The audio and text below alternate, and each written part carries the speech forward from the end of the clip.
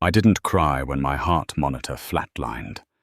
I was too busy watching the television in my bleak hospital room, seeing my fiancé kiss another woman at their lavish wedding. My final breath was a vow of vengeance. Then I blinked. It was 6 months earlier. The hunt had begun. The cold seeped into my bones long before my heart actually stopped beating. Lying in that sterile, fluorescent-lit room at St. Jude's Medical Center, my body was a hollowed-out shell, ravaged by a mysterious liver failure that the doctors couldn't explain. But I knew. I knew exactly what had destroyed me. It was the expensive herbal teas my devoted fiancé, Elliot Montgomery, brewed for me every single morning. I couldn't move. I couldn't speak. All I could do was stare at the television mounted on the pale blue wall. The local news channel was providing live coverage of the social event of the decade, the union between the Montgomery financial emperor and the Kensington real estate dynasty. There he was, Elliot. His tailored Italian tuxedo fit his broad shoulders perfectly. His golden boy smile flashed for the cameras as he slipped a massive diamond ring onto the finger of Victoria Kensington. Victoria, my supposed best friend. Victoria, who had held my hand when my father, Nathaniel Hayes, died in a suspicious car crash just a year prior. Together, Elliot and Victoria had orchestrated a hostile takeover of Hayes Innovations, the tech company my father had built from nothing. They had drained my personal accounts, forged my signature on the transfer of our most valuable patents, and locked me away in a hospice wing under a do not resuscitate order, waiting for the slow-acting toxins in my bloodstream to finish the job. As the priest pronounced them husband and wife, Elliot dipped Victoria into a sickeningly cinematic kiss. The crowd cheered. My chest seized. A sharp, agonizing, tearing sensation ripped through my chest. If I could just have one more chance, I screamed in my mind, the darkness rushing in to swallow my vision. I would burn their entire world to the ground. I would take everything. The heart monitor let out a single, piercing, continuous beep, and then the scent of rich espresso and lavender hit my senses. I gasped, my lungs expanding with a painful, beautiful rush of clean oxygen. I bolted upright, my hands gripping the fabric beneath me. It wasn't the scratchy, bleach-smelling hospital blanket. It was Egyptian cotton. 800 thread count. I blinked against the sudden sunlight streaming through floor-to-ceiling windows. I was in the master bedroom of Elliot's Manhattan penthouse. I looked down at my hands. They were no longer skeletal, bruised by IV needles or tinged with jaundice. My skin was flushed, healthy, and vibrating with life. My breath caught in my throat as I scrambled out of bed and rushed to the vanity mirror. Staring back at me was Micah Hayes, healthy, vibrant, and very much alive. I snatched my phone off the nightstand. The screen lit up. October 14th, exactly 6 months before my wedding day. 6 months before my death.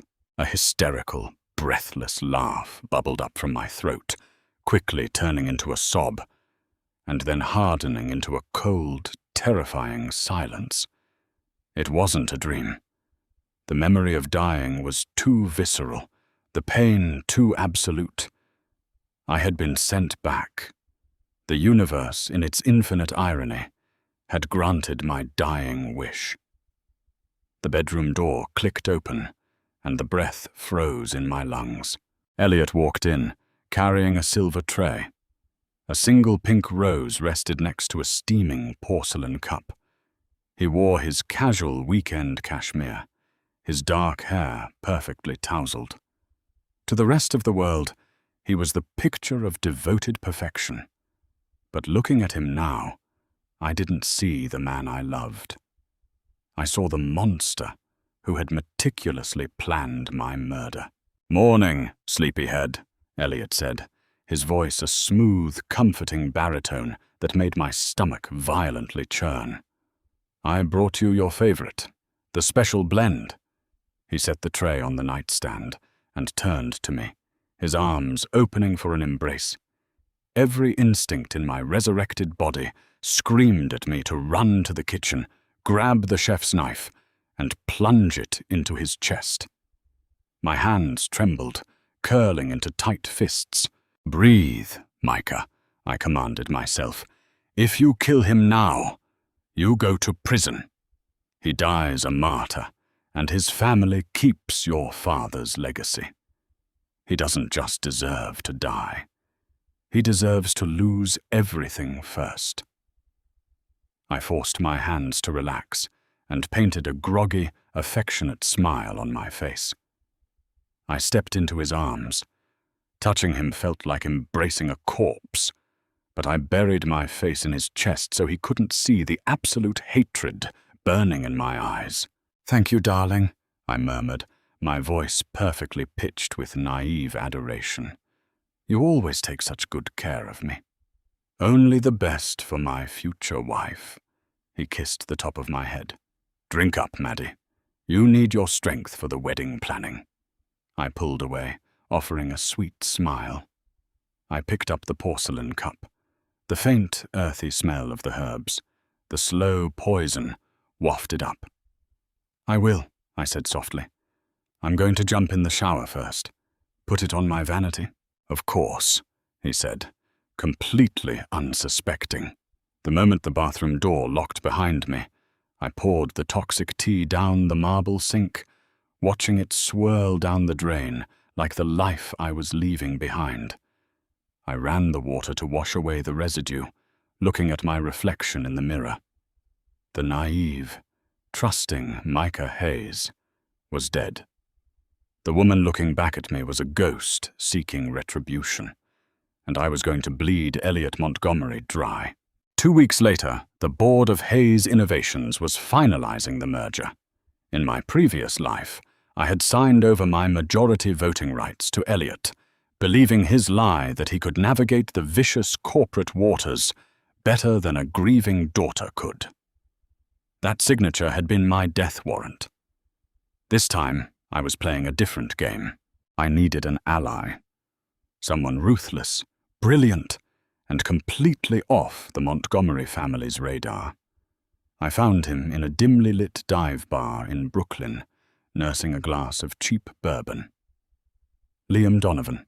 3 years ago, Liam had been the sharpest corporate litigation lawyer on Wall Street. Then he went up against Elliot's father, Arthur Montgomery, in a massive antitrust lawsuit. The Montgomerys didn't just beat Liam in court, they destroyed his reputation, framed him for witness tampering, and got him disbarred. He had lost his career, his wife, and his fortune. I slid into the sticky vinyl booth across from him. He didn't look up from his glass.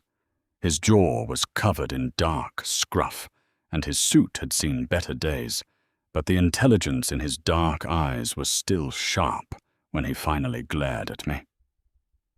"I don't do legal consultations anymore, Miss Hayes," Liam rasped, recognizing me instantly. "Especially not for the fiancé of the man whose family ruined my life. Go away before I say something that gets me sued." "I don't want a consultation, Liam," I said quietly, sliding a thick manila folder across the table. "I want an executioner." He raised an eyebrow, finally looking intrigued. He opened the folder.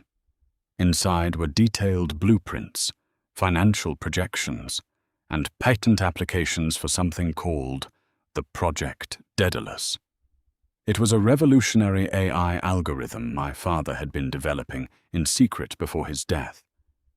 In my past life, Elliot had discovered it after we married, patented it under the Montgomery umbrella, and made billions.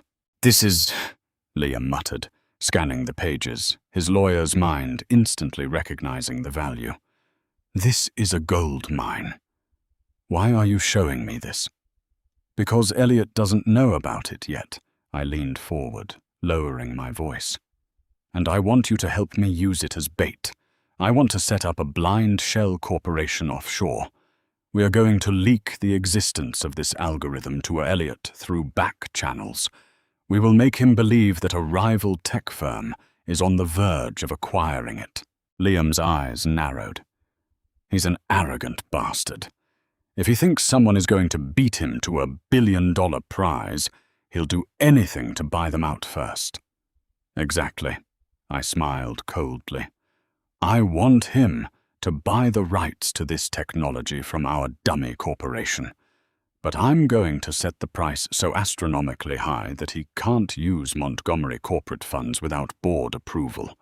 He'll have to use his personal wealth, his trust funds, the equity on his properties. Liam stared at me, the cogs turning in his brilliant mind. You want to trick your fiancé into leveraging his entire personal fortune to buy a ghost company that you secretly own? I want to bankrupt him, I corrected, my voice hard as diamond. I want him to sign away every cent he has to my name.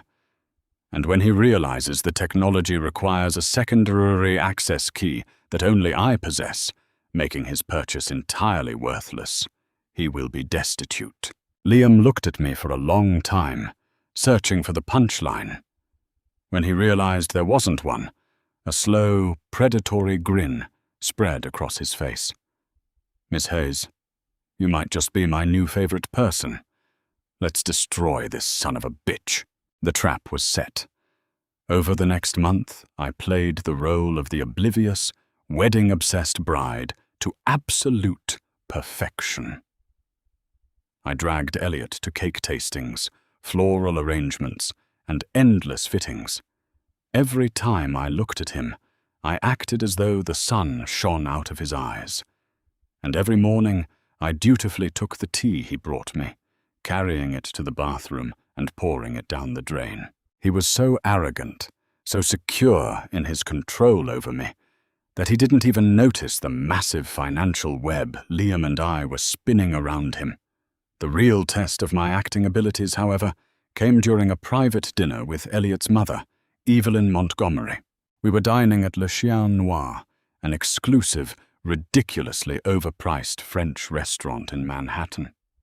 Evelyn sat across from me, dripping in old money diamonds, sipping her champagne as if she were swallowing battery acid.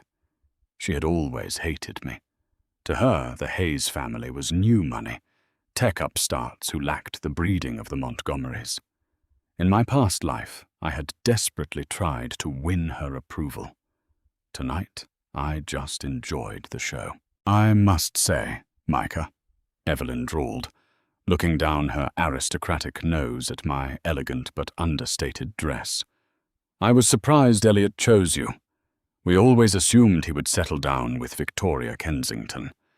Now there is a girl with pedigree. Her family's properties align so beautifully with ours.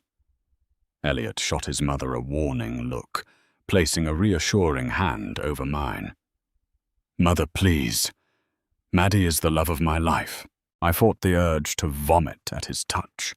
I knew exactly where his hands had been. I had hired a private investigator 2 weeks ago, and the photos of Elliot and Victoria entering a discreet boutique hotel together were currently locked in a safe deposit box under Liam's name. Oh, I'm just speaking practically, darling. Evelyn waved a dismissive hand. Marriage is a business after all. Though I suppose with your father gone, Micah, you do bring Hayes innovations to the table. We'll need to make sure the Montgomery accountants take a close look at your books. Tech companies can be so volatile. She was blatantly telling me they planned to strip my company for parts. I smiled, wide and innocent. You don't need to worry about a thing, Evelyn. Elliot is handling all the finances for the merger. In fact, he's been working on some very exclusive investments lately. Haven't you, darling? Elliot blinked, caught off guard. He had just taken the bait Liam had planted a week prior regarding the dummy corporation. He was currently liquidating his stock portfolio in secret to prepare for the purchase. "Just routine portfolio management, sweetheart," Elliot said smoothly, though I caught the slight tightening of his jaw. He turned to his mother. "Nothing you need to concern yourself with?" "Well," Evelyn sniffed, taking another sip of champagne, "as long as the Montgomery name is protected." "Oh, it will be exactly what it deserves to be," I replied, raising my glass of sparkling water to her. "I guarantee it." I took a sip, hiding my smirk behind the rim of the glass. They thought I was the lamb being led to the slaughter. They had no idea they were already in the slaughterhouse, and I was the one holding the blade. The weeks leading up to the wedding were a masterclass in psychological warfare. To the outside world, I was the quintessential blushing bride, obsessed with the shade of the floral centerpieces and the intricate lace detailing on my custom Vera Wang gown. Inside, my mind was a gold calculating machine, tracking every single dollar that Elliot Montgomery bled from his accounts. Victoria Kensington, my maid of honor and my fiancé's secret lover, visited my penthouse apartment almost every single day. She would sit gracefully on my velvet sofa, sipping champagne and offering her unsolicited opinions on the wedding arrangements. She was a striking woman, with sharp cheekbones and icy blue eyes that always seemed to be calculating her next move. In my previous life, I had completely trusted her. I had wept on her shoulder when my father passed away, entirely unaware that she and Elliot were already sleeping together and plotting my complete downfall.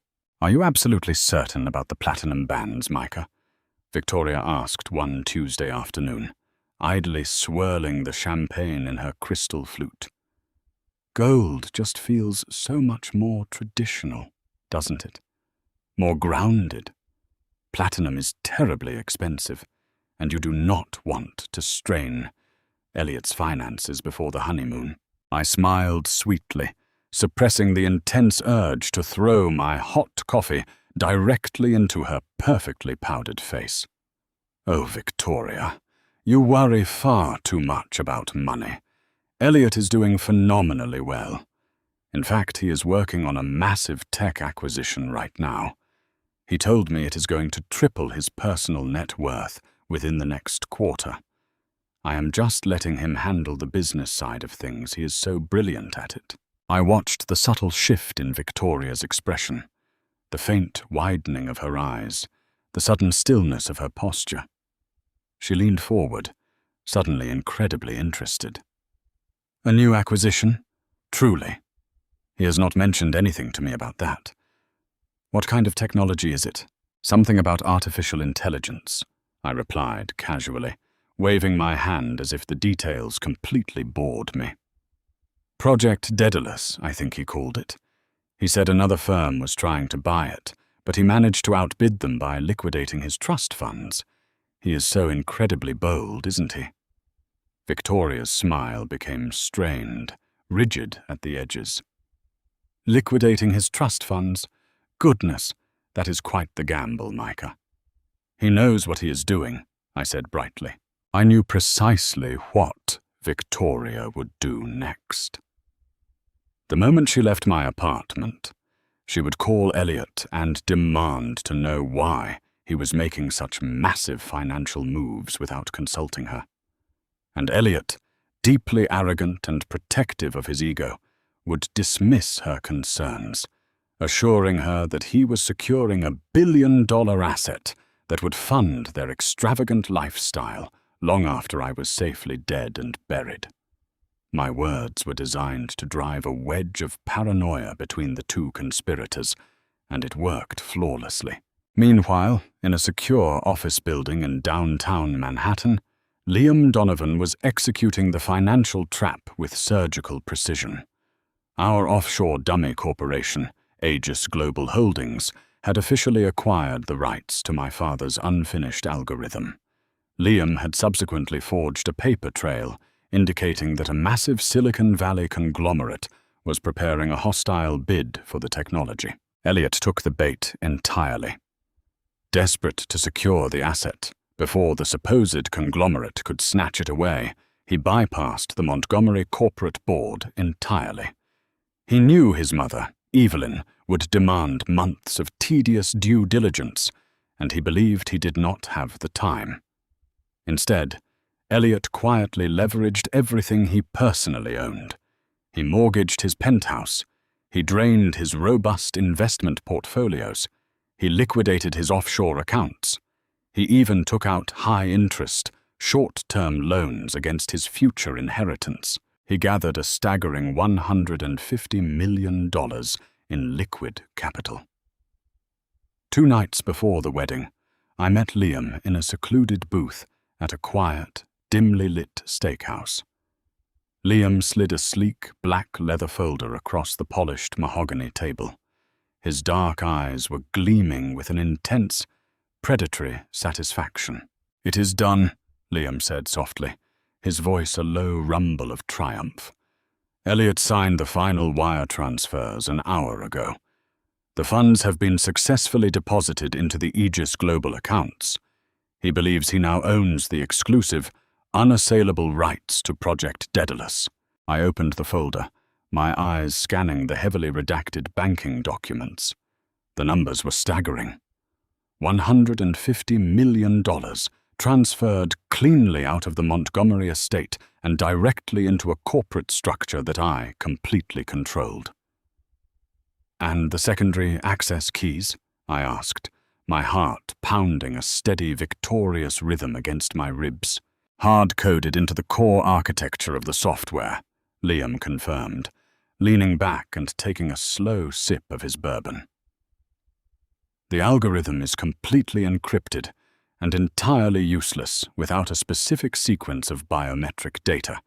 Specifically, your retinal scan and your vocal authorization.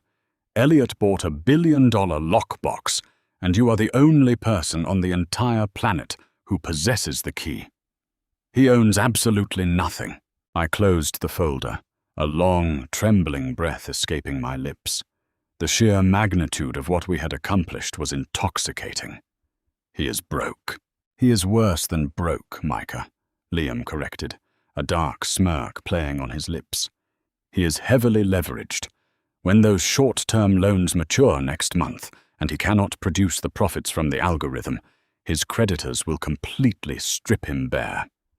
They will take his penthouse, his cars, his tailored suits, and his reputation. The Montgomery family will disown him to protect their own assets." I looked at Liam, feeling a profound sense of gratitude for this ruined, brilliant lawyer. "Thank you, Liam, for everything." He raised his glass in a silent toast. "Do not thank me yet, Miss Hayes. You still have a wedding to attend." The night before the ceremony, Elliot brought me my nightly cup of tea. He stood in the doorway of my bedroom, watching me with a gaze that he believed was filled with loving devotion, but which I now recognized as the cold observation of a predator watching its prey slowly die. "Drink up, my darling," Elliot murmured, his voice smooth and incredibly deceitful. "You need your rest. Tomorrow is going to be the most important day of our entire lives." "I know it will be, Elliot," I replied, taking the porcelain cup and offering him a soft, trusting smile. "Tomorrow changes absolutely everything." He kissed my forehead and departed. I walked calmly to the bathroom, poured the toxic liquid down the drain, and stared at my reflection in the mirror. I was not the victim anymore. I was the architect of his complete and utter ruin. The morning of the wedding dawned bright, clear, and perfectly terrible. St. Patrick's Cathedral was overflowing with the absolute elite of New York society. Politicians, corporate titans, and wealthy socialites filled the ancient, polished wooden pews, their diamonds catching the stained glass light. The air was heavy with the scent of thousands of imported white orchids and the quiet, pervasive hum of immense wealth. I stood in the vast vestibule, the heavy silk of my wedding gown cascading around me like a suit of immaculate armor. Victoria stood beside me, fussing with my long, lace-trimmed veil. She wore an elegant, blush-colored dress, playing the role of the devoted maid of honor to absolute perfection. "You look breathtaking, Micah," Victoria whispered, her tone dripping with false sincerity. "Elliot is going to weep when he sees you." "I sincerely hope so, Victoria," I replied, my voice completely devoid of emotion. "I really, truly do." The massive pipe organ began to play the majestic, booming notes of the bridal chorus. The heavy oak doors swung open, revealing the long, spectacular aisle lined with flickering candles and eager faces. At the very end of the aisle stood Elliot Montgomery. He looked devastatingly handsome in his custom-tailored tuxedo, his dark hair slicked back, a confident, arrogant smile resting on his lips. Beside him stood the priest, ready to bind my life to my murderer. My uncle walked me down the aisle, his arm securely looped through mine. Hundreds of eyes watched my slow, deliberate progression. I kept my gaze locked entirely on Elliot. He thought he was watching his final triumph. He believed that within a few months I would be dead, and he would be vastly, inconceivably wealthy. When I finally reached the altar, my uncle handed me off. Elliot took my hands in his. His skin felt warm, vital, and absolutely repulsive. The priest began the ancient, solemn ceremony, his voice echoing loudly through the cavernous cathedral. He spoke of love, of deep commitment, of honoring one another in sickness and in health. I listened to the hollow words, feeling the weight of the flash drive hidden securely in the bodice of my gown. If anyone can show just cause why they may not lawfully be joined together, let them speak now or forever hold their peace. The cathedral was completely, perfectly silent. The expected pause stretched out, a mere formality. The priest opened his mouth to continue. "I have a cause," I said. My voice was not a scream. It was clear, sharp, and remarkably calm. It cut through the heavy silence of the cathedral like a swinging executioner's axe. The entire congregation gasped in unison. The priest blinked, utterly bewildered. Elliot's confident smile faltered, replaced by a look of profound confusion. "Micah, sweetheart, what are you doing?" Elliot whispered sharply, his grip on my hands tightening painfully. "Are you feeling ill? Is it your liver?" I yanked my hands away from him with violent force, stepping back. I reached into my bodice and pulled out the small, sleek, silver flash drive. "I am feeling perfectly healthy, Elliot," I stated loudly, ensuring my voice carried to the front rows where Evelyn Montgomery sat in stunned, horrified silence. In fact, I have not felt this healthy in 6 months. Ever since I stopped drinking the specialty herbal tea you insisted I consume every single morning. Elliot's face drained of all color. He looked as though he had been physically struck. "What?" "Micah, you're being hysterical. The stress is getting to you." "No, Elliot, the poison was getting to me," I corrected loudly. I turned to face the congregation. "My fiancé has been slowly poisoning me with a rare, untraceable botanical toxin designed to induce catastrophic liver failure. He intended to murder me to secure complete control of Hayes Innovations." Chaos erupted. Shouts echoed from the pews. Evelyn Montgomery stood up, her face flushed with absolute rage. "How dare you! You slanderous, psychotic little brat!" Victoria rushed forward, grabbing my arm.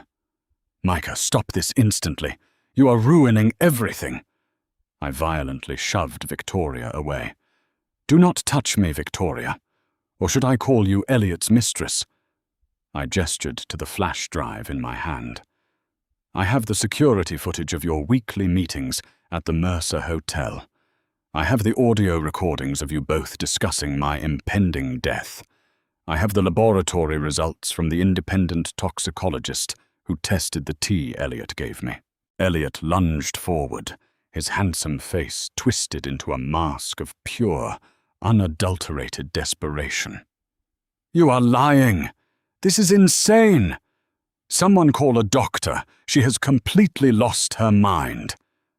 I also have something else, I continued, my voice rising over the frantic shouting of the crowd. I have the corporate registration documents for Aegis Global Holdings. Elliot stopped dead in his tracks. The mention of the company name hit him harder than any physical blow. His eyes widened in absolute sheer terror. That is right, Elliot, I smiled, a cold, ruthless expression that chilled the very air around us. Aegis Global, the dummy corporation you just wired $150 million to. The company you bankrupted yourself to buy technology from. I own it. I own the company, and I hold the sole biometric encryption keys to the algorithm. You bought nothing but a massive, empty digital box. He stared at me, his mouth opening and closing soundlessly. The realization of his total destruction washed over him. He was completely broke. He was millions of dollars in debt.